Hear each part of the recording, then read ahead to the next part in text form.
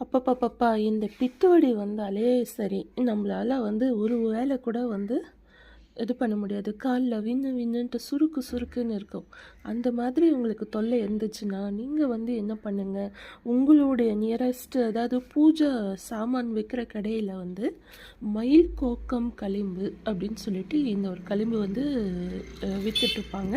இது ரூ. 60க்கு நான் வாங்குனேன். இது ஒசூர்ல சபரீஷ்ல எனக்கு கிடைச்சது. நான் அவங்கக்கிட்ட சொல்லும்போது, நீங்க எந்த ஒரு கிராக் கிரீமு எதுவுமே நீங்க யூஸ் பண்ண தேவையில்ல மேடம்.